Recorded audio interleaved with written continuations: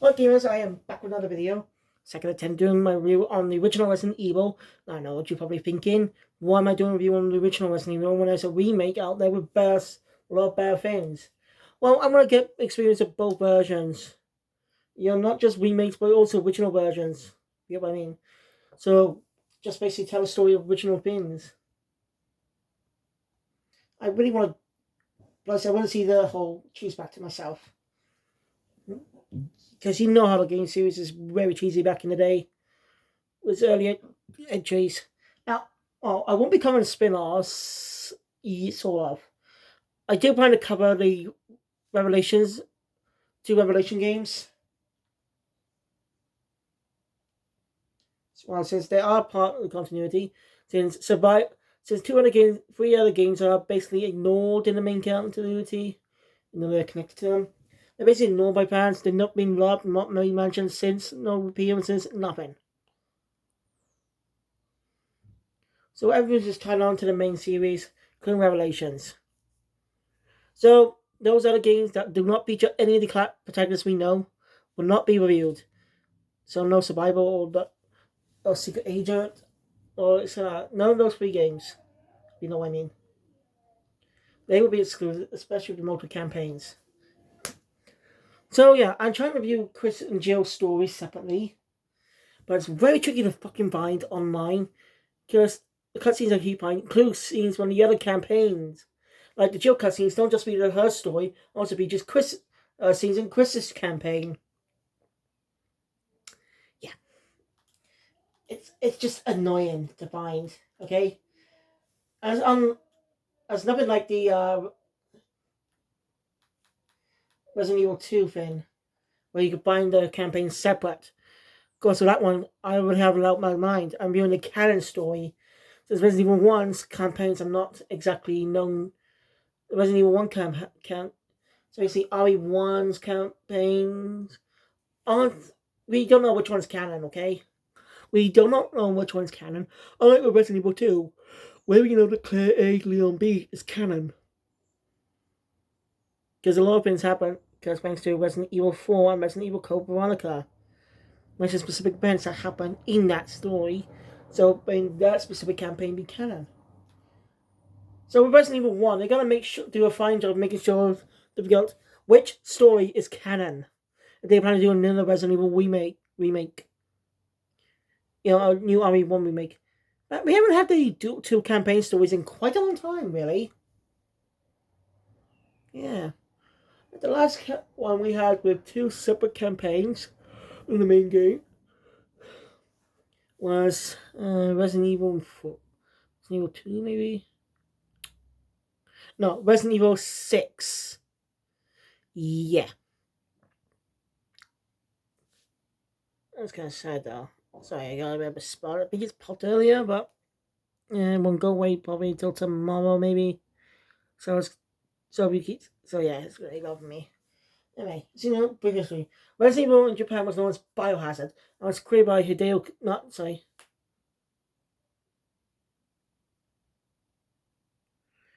It was created by Shinji Mikami, who never really was a fan of horror. But the Resident Evil style was based off the game series. Was based on the old game series, Alone in the Dark. Make it go. It used a similar style, except the characters now have weapons and stuff. Basically, I think the best way for detail is go look at YouTube and Nick 930's video on Resident Evil. Of course, it's outdated because more games have come out since then, but you get my point. It does a good job giving the detail, giving the history behind the first Resident Evil, its creation, and how things came with the other games. You mentioned some things. Or want to go more further detail, specific things like how Devil May Cry came to be. Go watch Matt Muscle's videos on both RE4 and Devil May Cry. Maybe Devil May Cry 2. Well, he doesn't have a review on Devil May Cry 1. Yeah. Resident Evil 4 video does a good job because it's a different history. explains how it case that will make cry as well. So yeah. Always new video by Bound actually has all the jail cutscenes. And because it also contains quiz cutscenes, then I'll be reviewing them second. So yeah, but let's just swap between the campaigns and stuff, you get what I mean? And just basically easy mode. So let's quickly get into the story. The story opens up in 1996. A special police force known as STARS a team was sent out. A team known as Bravo team was sent out to investigate reports of people eating other people. And then the contact mysteriously disappeared. So the Alpha team was sent to find them. It includes Chris Bellfield, Jill Valentine, Barry Burton, and Albert Wesker. The other two are not reported as they get killed. So those four characters are important to the story. Alright, attack mysterious weird dogs. So the four end up running to a mansion.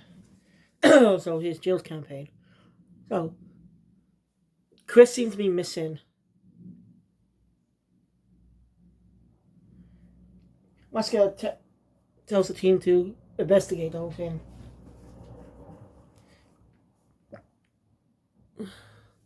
So yeah, Jill and Barry investigating room find blood on it. One of them might be Chris's, hoping that it's not. So Barry stays there while Jill goes investigate. She heads upstairs. Upstairs, I don't know where. After exploring for a bit, she ends up finding a truly horrible sight. A zombie. Well, eating a human corpse. She runs from it, so she doesn't have the weapons to deal with it right now. Barry manages to save her now.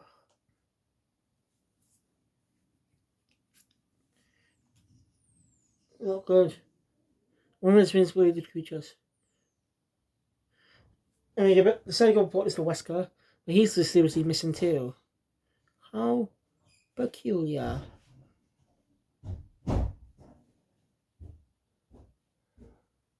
Hey, kid boy! Sorry about the pause. Off to you. And to you, it's just a second. For me, it's just been a couple minutes. Where was I? Yes. So, Wesker's missing. That's just all they need now. So, Jill and I split up. Barry tells Jill to not go to the second floor, but now to stay on the first floor. So she found a body on one of the members. Anybody in the STARS member. Because there's definitely not one with them, because otherwise they'd be dead at the field. So I think this might be a member of the Bravo team that disappeared.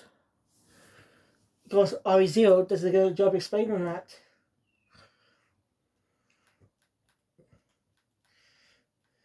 Well, before they split up, Barry gives Jill a lockpick. He says a cheesy nickname. Best lockpicker or something.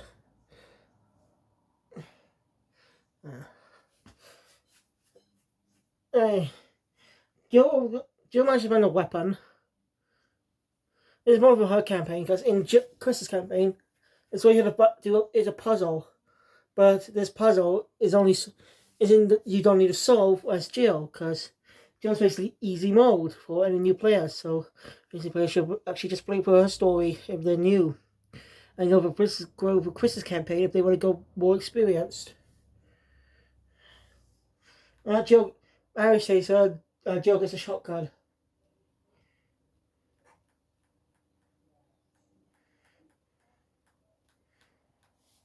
So it might be maybe a few times throughout the story.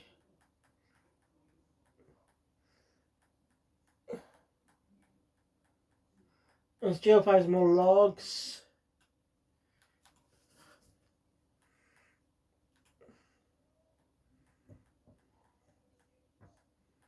Encounters more zombies.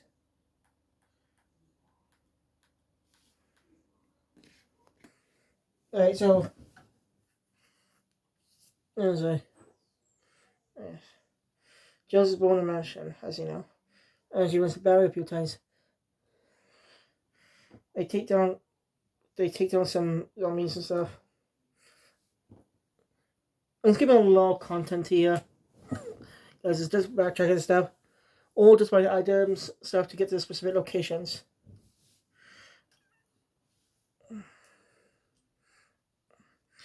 Jill ends up buying a number of stars. Richard is quickly wounded. So Jill buys some painkillers. And when he dies, he tells her to be careful and gives her his radio. And he dies. Well, only 4 people will make it out of this one. Well, yeah. Jill even recalls Wesker a bit, who says that he had to do something to keep himself safe. Makes sense. I think this is conveyed properly. Jill, so yeah. Jill seemingly passes out from poison a little bit later and is rescued by someone. That never gets brought up again, by the way. So we don't know who rescued her. Someone it was Barry. But we don't know. So, yeah. Anyway. Anyway, Barry, the two find none of our stars, and Rico warns them this is done by Umbrella. They're the ones behind all this. And there's a traitor among them. Where he's shot and killed by someone. We don't really see a gunman. Well, we don't see the gun. They could have just shown us a glimpse of a gun. While showing, also might be to the limitations at the time. I don't know. I mean, is there a way to play it in the original Japanese version? Or is it just available in English?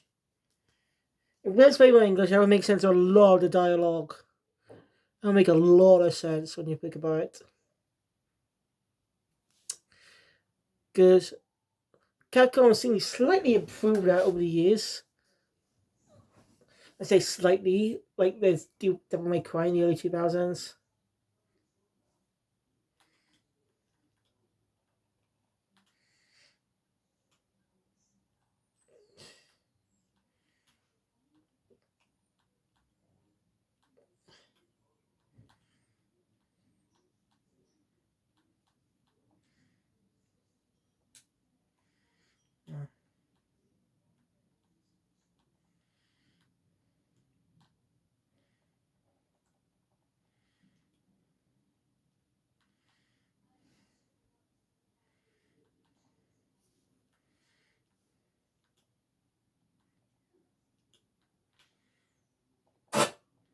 Sorry.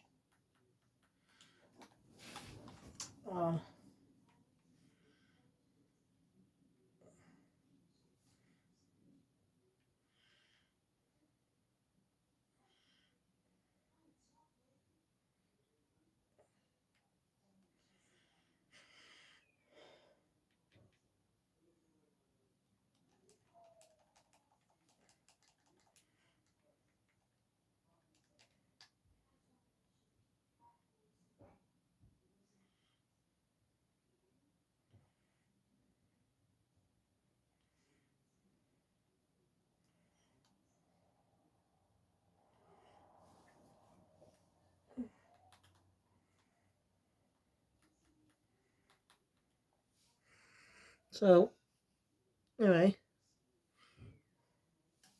Yeah. That make yourself. This where Jones are learning a lot about Umbrella. This is Debbie doing. And seems an image.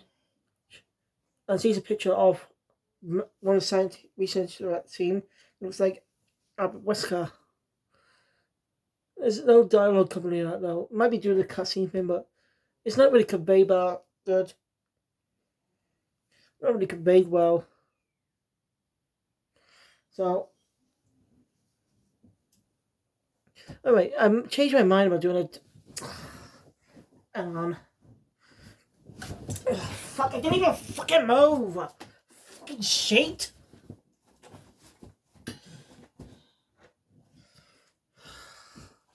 Sorry, she's been a pain in the ass. So, anyway, Jill ends up, after that, she ends up going to a lab. And she and Barry being like, after she finds Chris. She does find Chris as well, but who's locked up, so she goes find the key. Anyway, when she and Barry find the lab, Wesker reveals his true colours as he's there. And reveals that Barry's one of the traitors as well. So it's not what you think. Barry's family has been threatened, so he has no choice. Wesker tells Barry to leave. Jill had no surprise that Wesker was behind this all, saying, I thought so. Not really much context. Might be better in a remake, hopefully. So,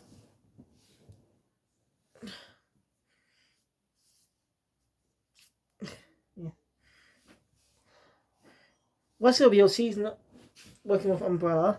Should I say, he wants to surpass them, actually, overthrow them. They asked him to take care of Stars, because it'll be a real problem if Stars go snooping around. So basically have them eliminated.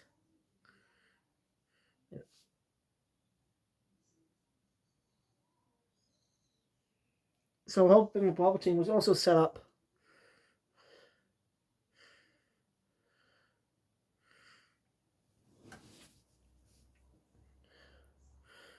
So Chris... So yeah. Reveals that it's not Umbrella that's running Barry's family. It was actually Wesker. So when Wesker takes Jill to see the Tyrant, he is knocked from out from behind by Barry, who heard the whole thing. He basically so stupid for believing Wesker. He knew from the start. And he probably would have taken him down, to be the truth.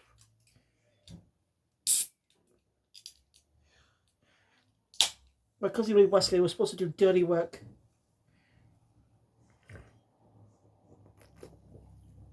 A heartless bastard. One of the best villains of the Resident Evil series, who's not been seen since RE5. That was his last appearance, and RE5 isn't that bad, actually. It's not great. It's a departure from survival horror. But I do understand Capcom want to try and innovate. Well, get more detail, more about that in RE5, which we should die down the line. I don't know when. Anyway, Barry and Jill end up going to the lab and buying the Tyrant. This is basically a prototype version of the Tyrant, who becomes a bit of a born in other character, born in the player's side in RE2. Spoiler. But we'll find out who the protagonist is. I'm actually found a video that actually has both Claire and Leon cutscenes. Who the hell is Hunk?